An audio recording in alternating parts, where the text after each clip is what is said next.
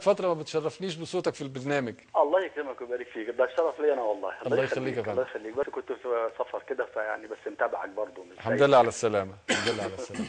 طيب دلوقتي انا شفت دي اول حلقه طبعا اشوفها من حوالي 15 يوم كده. نعم. لان كنت مشغول كده ان انا ايه انت بصراحه انا بشكرك اولا على موقفك، لان انت تبنيت الجانب الاخر اللي هو غير متواجد معاك في الحلقه، وهو جانب المجلس الاعلى، كنت بترد عننا، فده يعني مش بعيد عنك، وده انت اساسا كده. اشكرك. فلازم الغائب بترد وجوده.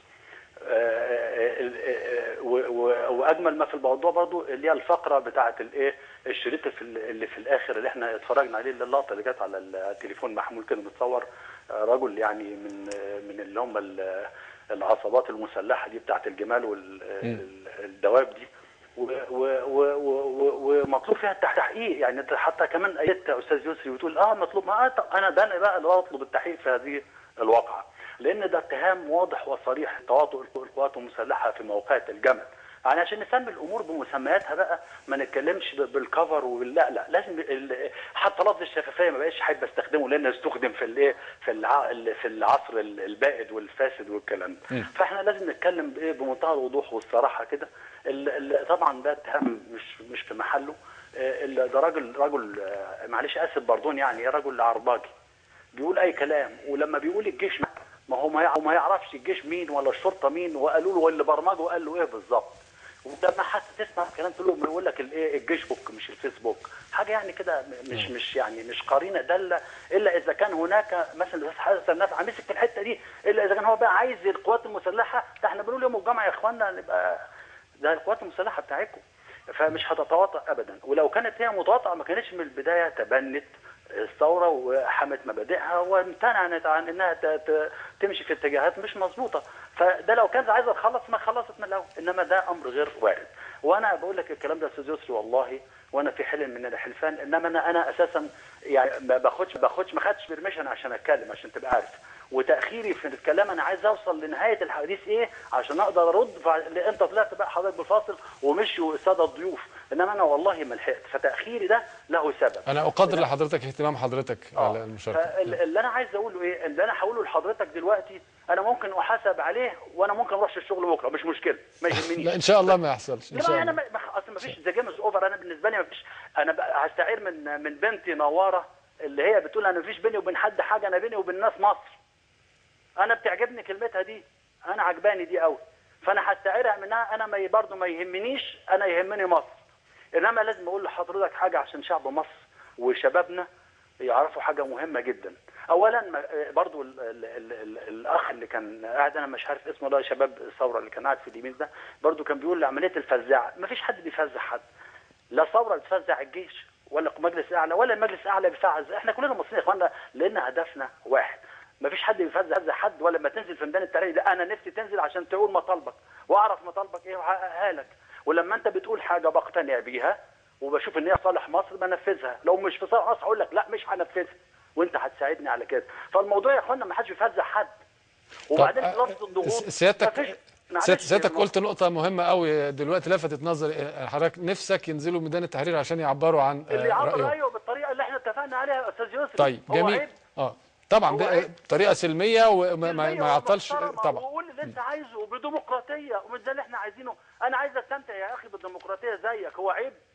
هو حرام؟ بتوصي الطريقه اللي هي المشروعه القانونيه الجميله اللي اتعملت من الاول، اللي هو العالم كلها شاهد لها، واللي شاهد بشبابنا. هو ده اللي احنا عايزين نقوله، وان احنا نراعي برضو ظروف المرحله اللي احنا فيها. وبعدين موضوع الاختيار، هرجع للنقطه الاولانيه ثاني، بس عايز اصل انا في حاجات كتيره في دماغي. القصه بتاعت فزاعه الاقتصاد، ما هفزعك بالاقتصاد ليه؟ انا عايز اخرب بلدي؟ لا، ما ترفع سماعه التليفون وكلم وزير الماليه قول له الحدوته ايه يا اخوانا؟ احنا مش رايحين فين؟ لما مثلا بيتكلموا على قصه المحليات، لا المحلات مجلس الاعلى واخد فيها قرار. اطلب السيد وزير العدل وقول له ايه قصه المحلات وايه اللي بيحكم الموضوع ده، ضوابط قانونيه عشان ما تحل الكلام ده كله. فاسال المتخصصين في هذا الامر من الحكومه وهم يقولوا ايه الحكايه بالظبط ايه، انما مش كل التهم والشماعات تتعلق على المجلس الاعلى. في نقطه كمان عايز اخش في جبنا ست المجلس الاعلى. المجلس الاعلى والقوات المسلحه هم كيان واحد ولا ينفصلان ابدا. القاده دول هم القاده، ولكن قياده القوات المسلحه اللي هي بتتمثل في المجلس الاعلى هي بتلعب بدورين. دور بقياده قوات مسلحه، وفي نفس الوقت دور بالدور السياسي. صحيح. والدور السياسي ده اللي هو، ما هو النقد ايه؟ هو النقد انت بتشتمني؟ لا، بتشتمني لا. انما تقول اللي انت عايزه في اطار الايه؟ معلش مش الكلام ديك يا استاذ ياسر، انا بكلم عام يعني، كلام عام باردون يعني. انما تقول في ايه؟ في اطار الشياكه، واطار اللائقه واللياقه، واطار المسموحات، ونقول متى شاء. فالمجلس الاعلى هنا احنا لما ما بتنقدش المجلس الاعلى، انت بتنقد دوره السياسي، وده مسموح لان كده. جميل جدا.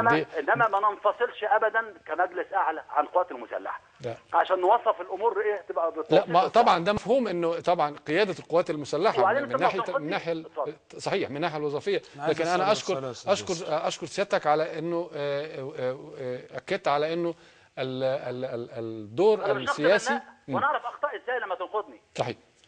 ممكن اسال سؤال؟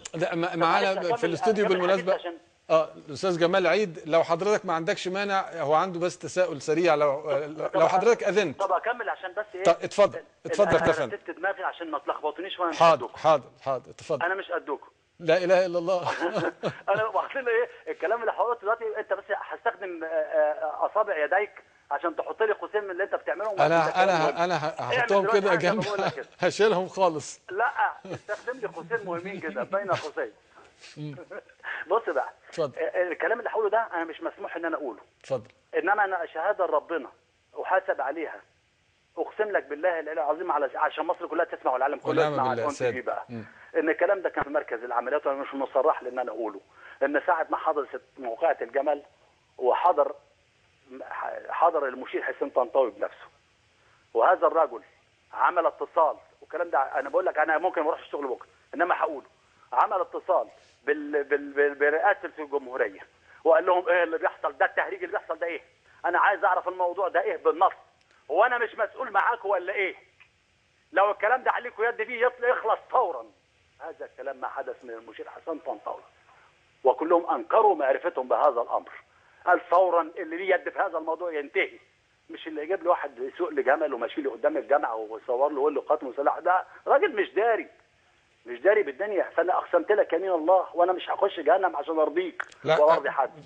لا اله الا الله. فدي شهاده بقى للتاريخ، بس عشان نقطع الشك باليقين، وده اللي خلاني اتكلمت. انا اشكر حضرتك جدا جدا على تفضلك بتشركنا معك في هذه المعلومه. وانا مش منوط ان انا حد يقول لي وانا عارف بكره هيحصل لي ايه، انما رزق على الله. حتى لو ما اروحش انا خلاص راجل 57 سنه وانتهيت. لا اله الا الله. ربنا يديك الصحه طول العمر. اسال بقى ما تشاء. هذه دعوه تتحرك اليك لتفتح لنا قلبك، لا تحبس كلماتك بين ضلوعك. احنا بافكارك بخواطرك بكل ما تضيق به، وثق اننا معا امام نافذه مفتوح. قول بقى ما تشاء. الله يخليك يا فندم. لا انا بس، لا هو كان في تساؤل صغير بس من جانب الاستاذ جمال عيد مدير الشبكه العربيه لمعلومات حقوق الانسان، اللي تصادف انه يكون موجود معانا دلوقتي رغم ان هي فقره اخرى. انا ماليش فيها. لا هو مش سؤال، هو تاكيد. يعني حضرتك قلت انه المجلس الاعلى للقوات المسلحه في الجيش وهو بيقوم بدور سياسي، وطبعا بيرحب بالنقد طبعا. والنقد يعني كلمه النقد جايه من ان انا يعني بنتقد حد دائما بحترمه وبحبه، ولاني بحبه وبحترمه فبوضح له خطأه، فلا بد يجي كنقد. حضرتك موافق معايا مش كده؟ وانا محامي انه النقد ليس جريمه للمجلس الاعلى للقوات المسلحه نهائي. تمام. انا مكتفي بده وافكر يعني. لا لان بنعلنه الصحفيين بيخافوا. مين اللي قال كده؟ لا حضرتك انا بشتغل يعني، احنا عندنا الصحفيين بيخافوا جدا. عايزين نقول لهم ان النقد مطلوب ومفيش حد فوق النقد، لان لما احب حد لازم اوضح له لو اخطا في شيء، لاننا مش ملائكه. معايا حضرتك صديقي العزيز، احنا لا يمكن نصل لنتائج مرجوه واهداف مظبوطه حميده الا بالحوار والنقد. انت لو اخطات هنقودك. طبعا يعني. لا انتوا بتحاكموني بس انا بنتقد. لا مين يتحاكم؟ انتوا بتحاكمونا بس احنا بننتقد. لا ما فيش حاجه سيبونا ننتقد ولا بتاع. مين؟ طب هقول لك حاجه بعد اذن حضرتك، مين اتحاكم؟ اصل انا ابن بلد فبرضه يعني. لا هو قلبي زي حضرتك كده. هي كان على سبيل المزاح يا فندم، على سبيل المزاح. بس في بقول لك ايه، في حاجه بين النقد وفي حاجه بقى فرق بين النقد والتجاوزات يا استاذ يوسف. نعم صحيح. حتى اللي تجاوز ما عملوش حاجه. انا متفق جدا مع حضرتك. احنا معاكم مش ضدكم. مفيش حاجه اسمها كده، ما تقولوش كده، ما صحش. لا هو على العموم قبل ما يثير الاستاذ جمال عيد هذه النقطه، اعتقد انه حضرتك تفضلت واكدت عليها. والله ابدا ما لا في حاجه خالص، وبصدر رحب جدا، لان احنا هدفنا لا تبقى زي الفل ونبقى كلنا يعني، والديمقراطيه الثوره دي مؤمنين بيها من واحنا بنقول ان دي مش ثوره. ومعلش عشان كلام سياده اللواء السويلم، يعني سياده الوزير بيقول على يعني على مخططات موجوده من زمان، فالراجل بيقول ان الثوره دي يعني اشتروها بالفلوس دي، لو كان كده ننزل كل يوم عشان ناخد 20 مليون نسد الديون. يعني في عتب بس على سياده اللواء سويلم. ما يقصدش المعنى ده، يعني ناخد بالمعنى الحميد وما ننساش كل واحد بيعبر عن نفسه. طيب لا احنا كلنا يعبر عن نفسه. جميل. اتفضل. احنا متفقين فعلا على الحقيقه دي. انا شاكر جدا جدا جدا لحضرتك انك اخذت من وقتك.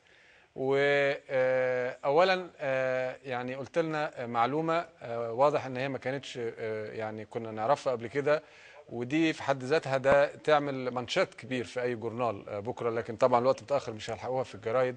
ده خبر كبير. انا اشكر حضرتك واشكر شجاعتك انك تقولها، برغم حسب ما حضرتك قلت ما كانش عندك. انا ممكن ما ابقاش في الشغل بكره. لا ان شاء الله ما يكونش، لان انا اعتقد رقم واحد انه الامور بس الحق بتاع ربنا لازم يتقال. صحيح. وانا اعتقد انه ده اعاده تاكيد على انه الامور لم تتم بحسن النيه، وانا ما عنديش ادنى شك في حسن نيه حضرتك وانت بتقول لنا المعلومه وتشركنا معاك فيها، انه طالما الامور مبنيه على حسن النيه ربنا بيسهلها في الاخر، وده اللي ان شاء الله نأمله جميعا. ونعم بالله. اشكرك شكرا جزيلا على وقت حضرتك. كان معنا احد قيادات القوات